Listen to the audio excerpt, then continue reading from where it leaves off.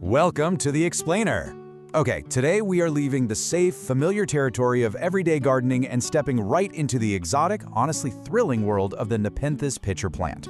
What we're diving into today is a complete care guide for one of the absolute most mesmerizing botanical wonders you can legally grow indoors. Let's be real for a second. Are you getting just a little bit bored with your standard low-maintenance beginner plants? I mean, if your collection is currently just full of pothos and snake plants that kind of just sit there quietly growing leaves, well, the Nepenthes is exactly the dramatic transition you've been looking for. There's this quote I absolutely love from plant expert Anastasia Remeslo, and she just hits the nail on the head here. She says, "These are not just plants, they are active hunters. Nepenthes are divas." And she's 100% right. Caring for a carnivorous plant means literally throwing out your standard houseplant rulebook and adopting a much stricter set of guidelines to keep this diva alive. But trust me, the payoff is incredible. To help you master this, our syllabus for today covers Meet the Active Hunter, the Golden Rules of Care, Creating a High Humidity Jungle, Anatomy of a Trap, Feeding Your Predator, and finally, Troubleshooting and Styling. Okay, let's dive right in. Section 1. Meet the active hunter, a carnivorous perennial vine. So before we learn how to care for them, we really need to understand what they are. Nepenthes are native to the lush, tropical environments of Southeast Asia. We're talking places like Borneo, Sumatra, and the Philippines.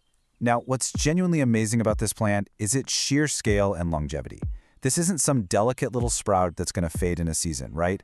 It has a perennial lifespan of 10 to 20 plus years. And in the right conditions, its climbing vines can reach over 10 feet long.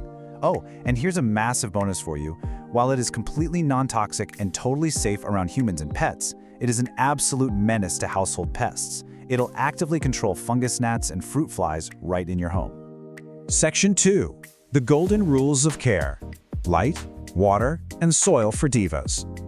Okay, remember when I said you have to throw out the standard houseplant rulebook? Yeah, this is exactly where it starts. Out in the wild, Nepenthes vine their way toward the canopy, which means they demand bright, indirect light.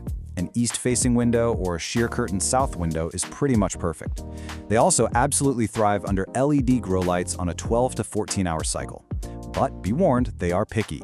Too little light means you end up with a leggy green vine with zero pitchers. But on the flip side, too much direct sun causes these really severe red or bleached sunburn blotches. It's all about balance. Now, listen closely. If you take literally only one thing away from this explainer, let it be this. Never use tap water. I seriously cannot stress this enough. These carnivorous roots evolved in nutrient-poor bogs and rainforests. They are incredibly sensitive. The minerals, salts, and chlorine in your everyday standard tap water will literally burn their roots and kill your plant. No exceptions. So what can you use? You basically have 4 safe options. Rainwater is the absolute best. Then you've got distilled water, reverse osmosis, or a zero-water pitcher filter. And just a quick aside, standard Britas won't cut it here. When you water, use what we call the damp sponge method. You top water it until it flows out the bottom, and then you discard that excess immediately. They despise sitting in standing water. But, and this is a big but, never let the moss go bone dry, or those beautiful pitchers will just shrivel up. And you know, those same strict rules apply to the soil.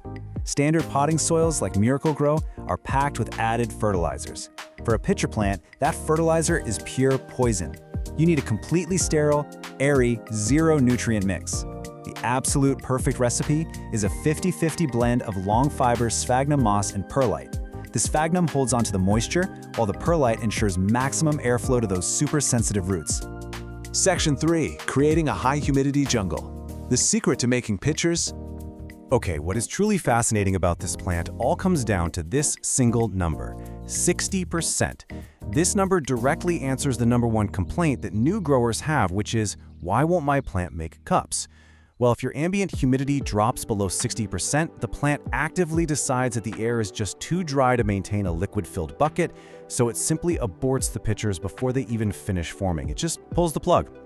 So how do we fix that indoors? Your absolute minimum target is 60% humidity, but honestly, the plant will be in absolute heaven at 70 to 80%. Recreating that microclimate indoors does take a bit of work. Glass terrariums are fantastic for trapping in moisture. Running a cool mist humidifier right next to the plant, guaranteed success. Or, if you happen to have a bright window in your bathroom, that's often the best room in the whole house, all thanks to that daily shower steam. And as a great daily habit, try to actively mist the tiny developing tendrils twice a day. It really encourages them to inflate. Section 4. Anatomy of a trap. How pitchers form. Let's look at how this actually builds, because the ultimate payoff of getting your care right is watching these traps form. A pitcher isn't a flower, right? It's actually a highly modified leaf tip. First, you're going to see a long cord called a tendril grow right from the end of a leaf. Next, the very tip of that tendril starts to swell up, almost like a tiny little balloon. Over a few weeks, it inflates, filling up with air and digestive fluid until it gets surprisingly heavy. Then comes the real magic moment. The lid pops open to reveal the trap. And finally, just keep in mind that as part of its completely natural life cycle, the pitcher will eventually brown from the top down and dry up. That's totally normal. Once that lid pops open, the trap is set. The real star of the show here is the peristome. That's the colorful, ribbed rim right around the opening of the pitcher. It produces a super sweet nectar to attract curious bugs. But here's the trick. When this rim gets wet, either from natural condensation or your daily misting spray, it becomes incredibly slippery. A bug lands for a quick sip of nectar, loses its footing, and drops straight down into the digestive soup below. I know it's mildly morbid, but it is absolutely fascinating to watch nature working like this right in your own living room. Section 5. Feeding your predator. Serving nitrogen to your Nepenthes. Now, if your plant lives outside, it'll happily hunt for itself. But inside your clean house, it has zero access to natural prey. And remember, because we planted it in a zero-nutrient soil, it will eventually starve without your help. You really have to act as the provider. The golden rule here is to drop one bug into a few of the pitchers every 2 to 4 weeks. You can use dried bloodworms from the fish food aisle, pet store crickets, mealworms, or honestly just houseflies you've swatted. But here comes another massive warning. Do not feed it human food. No hamburger meat, no cheese. It won't digest it. It will just instantly rot and destroy the entire pitcher. Now, if handling bugs grosses you out, don't worry, there's an alternative. You can use a foliar spray called Maxi. Just dilute it down to 1/4 strength and lightly spray the leaves or drop a tiny bit directly into the pitchers. Section 6. Troubleshooting and styling. Fixing issues and displaying your jungle. Look, even with a complete care guide, things can sometimes go sideways. So here is a quick cheat sheet for dealing with our diva's demands. If you're seeing yellowing leaves, you likely have root rot from the plant sitting in standing water, or mineral burn from accidentally using tap water. The fix? Flush the soil heavily with distilled water, or just go ahead and repot it completely. What if you have no pitchers forming, just that long green vine? You either have low humidity or low light. You've got to move it to a brighter spot and seriously up your misting game. And if your pitchers are browning prematurely before they even get a chance to open, your soil is too dry, or your room is too dry. Bump up your watering frequency and get that humidifier turned on. When you finally get all of this right, these plants are just stunning architectural pieces for your home. Because the pitchers develop on those really long, dangling tendrils, they absolutely need space to hang. They look their absolute best in hanging baskets, perched on really tall pedestals, or suspended in those boho macrame hangers.